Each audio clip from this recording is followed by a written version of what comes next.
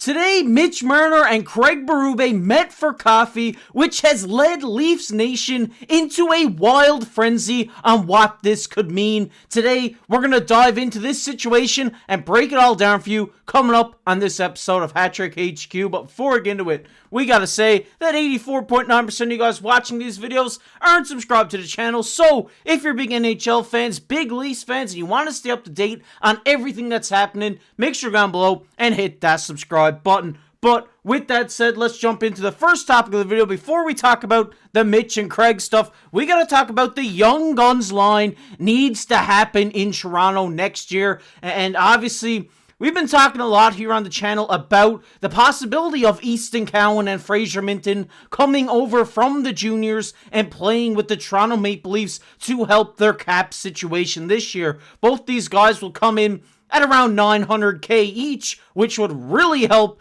this team by not needing to sign forwards for, $2 to $5 million to fill these roles. And one thing that I've seen online that a lot of Leafs fans want to happen is a Young Guns line with Matthew Knies on the left wing, Fraser Minten centering that line, and his picture's tucked away underneath, but that's Easton Cowan on the right wing. And as we just take a look at these guys' stats, I mean, Matthew Knies, ever since coming into the NHL, has been great for Toronto, especially in the playoffs, in my opinion. I mean, last year he potted 35 points in 80 games, and then he had 3 points in 7 playoff games. Fraser Minten, we've seen him in 4 games at the beginning of last season, but he went back to the juniors where he put up over a point per game, having 19 and 19 goals, 19 assists, even for the rest of the season with the Saskatoon Blades. And then obviously a guy we've talked about a lot here on the channel, Easton Cowan, having 96 points in 54 games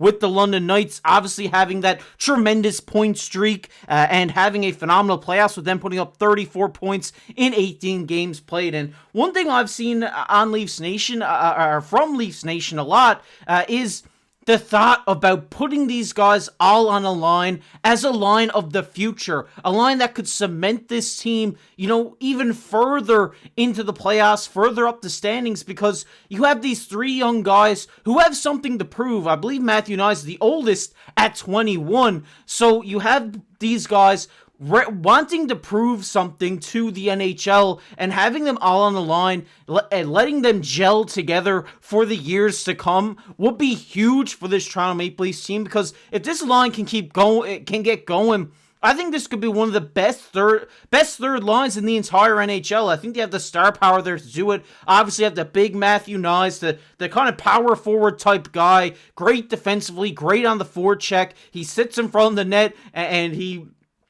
pulls off screens for the goalie, stuff like this. Then you have Fraser Minten, a guy who's well-rounded. He's a pretty decent defensive forward. He does struggle at the face-off dot from time to time, but that's going to come with time, with him getting used to taking face-offs in the NHL and stuff like that. And going against third-line centers is better for him than maybe putting him on the second line, because the third-line centers, matching up will help him develop his face-off game a lot. But then you have the elite offensive guy in Easton Cowan, fast, has a phenomenal shot, can play make with the best of them in the OHL. So I think having these 3 guys, their games kind of mesh together perfectly, because Fraser Minten, the defensive guy, Cowan, the more offensive guy, and the big power forward in Matthew Knies. And you might have heard this before, the playmaker defensive guy, Mitch Marner, the offensive guy, Austin Matthews, and the power forward type guy like Bertuzzi or Matthew Knies. Obviously, he played up with Matthews this season. So I think this line, obviously at the beginning, you're not going to get a tremendous production from them. Like, 2 of these guys is going to be their first touch in the NHL. I mean, Minten had 4 games, but I mean, you know what I mean? It's still his first go at it. So you can't expect amazing numbers to come out of this line right out of the gate. But I think as this line gets adjusted to playing in the NHL, playing that bottom 6 type of hockey, I think this could be a really productive line for this team. And I think these guys could easily get 30 to 40 points each production out of this line. And as we know from Toronto in the past, they love having their offense throughout this whole lineup. So having this line with just young players, like I said, who have something to prove to a new head coach, I'd really love to see it in Toronto. I think it would be the perfect third line for them going into this season, because we know Craig Berube is going to mix it up. So Matthew Knies may not end up on that top line, but if he ends up on this third line with Minton and Cowan, it could work out for the better, and I'd love to see it. I want to hear your guys' thoughts on it down below in the comment section. But we're going to get in there while everybody clicked on this video, and that is Marner and Berube meet for coffee. And yes, I'm sure you guys have already seen this viral picture that has gone rampant over the internet of Mitch Marner and Craig Berube meeting for coffee. I believe it was in an airport, and I know obviously, you know, they took it to public and people took pictures of it, and it just went on social media, and everybody has been running rampant of what this could mean. What does this mean for Mitch Marner? Is he staying? Is he going?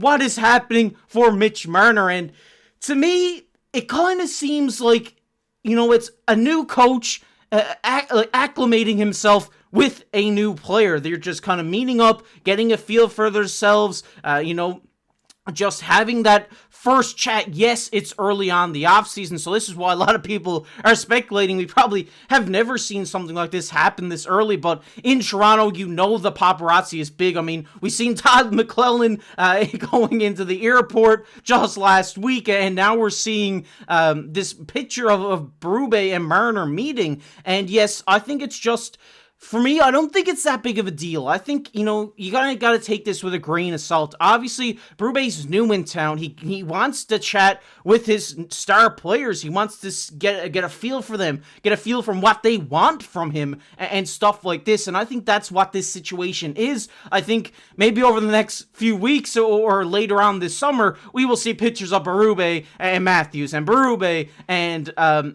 Nylander, Berube, and Tavares. I believe we will see this over the coming weeks. Obviously, I mean, it's off season. I mean, Marner, you know, he lives there. He lives in the Toronto area. So this is why he and Berube probably met, because he is in the area. Obviously, you know, I'm just assuming that Matthews is not in Toronto right now. I'm assuming that Nylander's not in Toronto right now. I mean, it's the off season for these guys. They don't need to be in Toronto. So just having him there, having him in the city, knowing Berube's there, he probably messaged him, or Berube messaged him saying, hey, let's meet up for coffee or whatever it may be, and just chat about what you want from me and what I want for you for this upcoming season.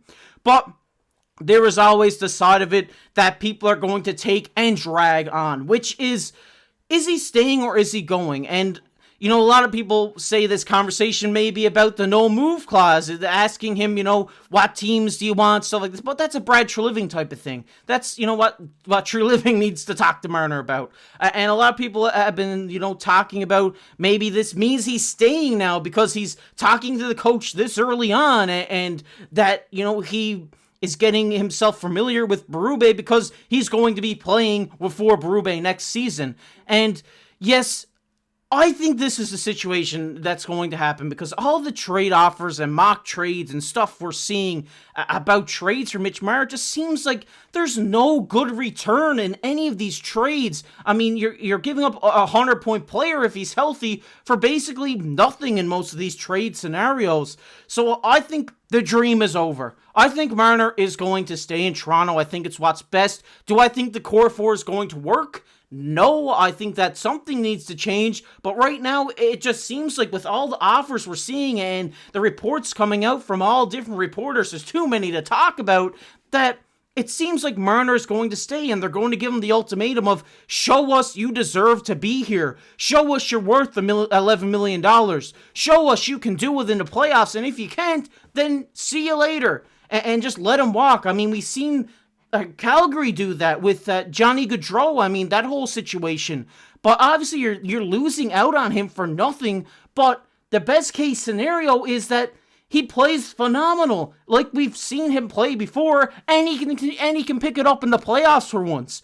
So Obviously you don't want to lose a player like this for nothing, but I think this is the best situation. It's a new coach and everything's going on in that way that I think that, with Berube behind the bench, it's going to be a completely different Toronto team. And I think having him there doesn't hurt. I think trading him away hurts more than having him there. So maybe, just with these pictures coming out of them chatting, I think it's just them getting familiar with each other, about each other's game, how Berube coaches, what Mitch Marner needs from him to be successful and stuff like this. And I think that's what this all is. I don't think you need to take it as, oh my god, he's being traded, he's talking to the coach about leaving and stuff like that. It's not that. It's just Berube doing his due diligence to meet with one of his star players and get familiar with them. But I want to hear your guys' thoughts on all this down below in the comment section. Love to hear from you guys. But we're going to get into everybody's favorite topic here, which is comment of the day. And the comment of the day today goes to Daniel, our boy Daniel. Shout out to you, Daniel, day one supporter here on the channel. Love seeing your support day in, day out here. He says, lots of lineup changes coming. Like to see who signs and goes and who gets traded. Daniel, I think everybody's on board with you here, buddy. It's going to be an interesting offseason, and we're going to be here covering it for all you guys. If you don't want to miss anything that's happening around the Leafs this offseason, make sure down below and hit that subscribe button. And if you enjoyed the video, hit that like button, comment down below. You might be featured on the next comment of the day. And if you want to check out a video I did the other day talking about Easton Cowan coming to the Toronto Maple Leafs more in depth, it'll be popping up on your screen right now. But as always, I've been your host, KC. Keep your stick on the ice.